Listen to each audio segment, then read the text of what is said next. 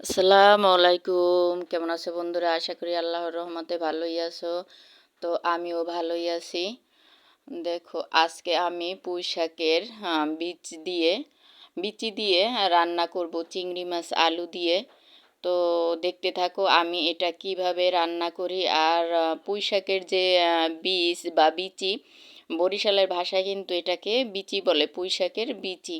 তো তোমাদের ভাষায় কি বলে অবশ্যই কিন্তু কমেন্টে জানাবে।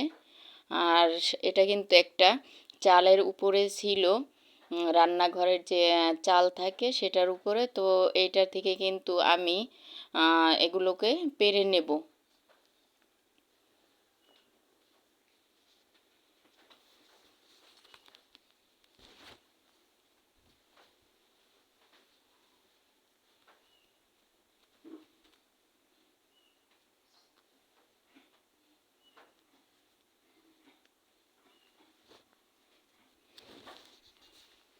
এই যে পুঁইশাক গাছটা, এটাকে আমাদের বরিশালে বলে আহ, ইন্ডিয়ান পুঁইশাক গাছ।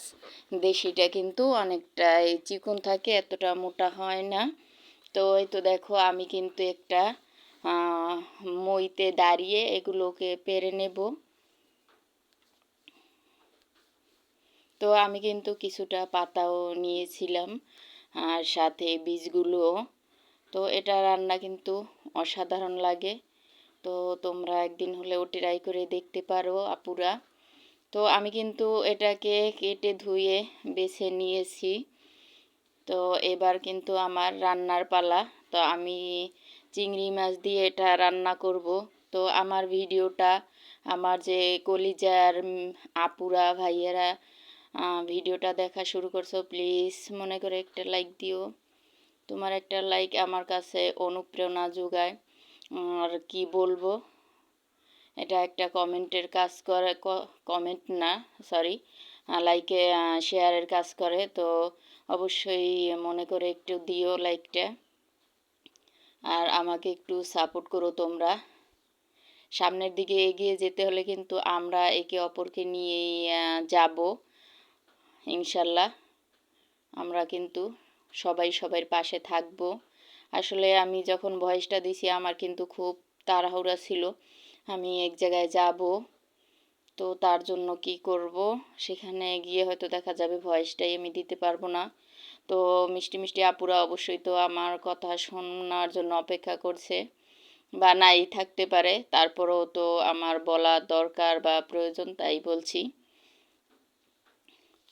আর আমার যে মিষ্টি মিষ্টি আপুরা কমেন্ট করে আমার যে কি ভালো লাগে তা ভাষায় বোঝাতে পারবো না।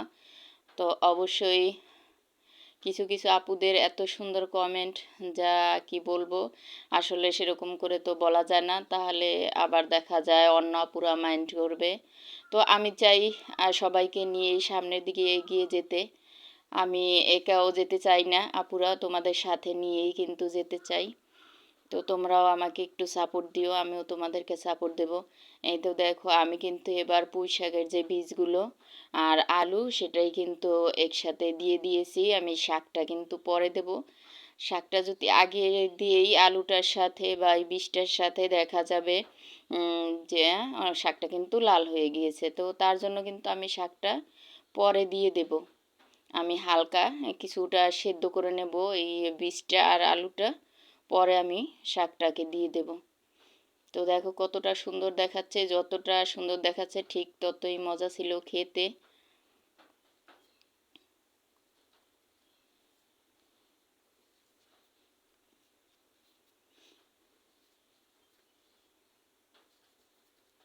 তো এবার কিন্তু আমার কষিয়ে নেওয়া শেষ, এবার আমি শাকটাকে দিয়ে দেব। আর শাকটাকে কিন্তু আমি ঢাকনা দিয়ে ঢাকবো না আপুরা, তোমাদের জন্য এটা একটা টিপস।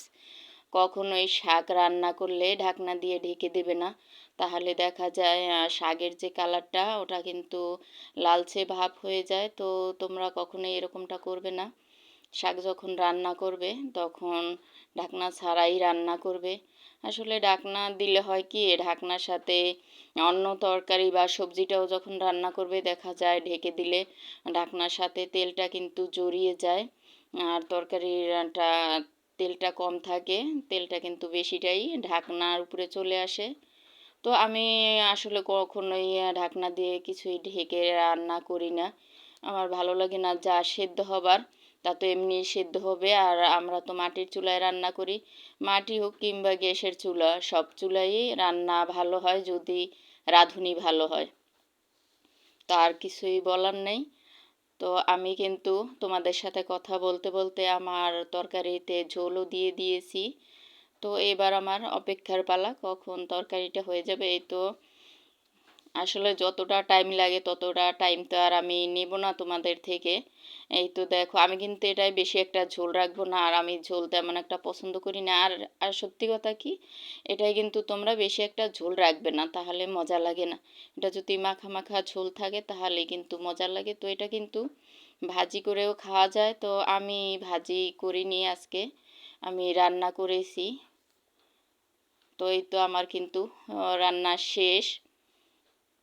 দেখো কত সুন্দর দেখাচ্ছে। আসলে কি আর বলবো, তো আজকের ভিডিও এখানেই শেষ করছি। আল্লাহ হাফেজ।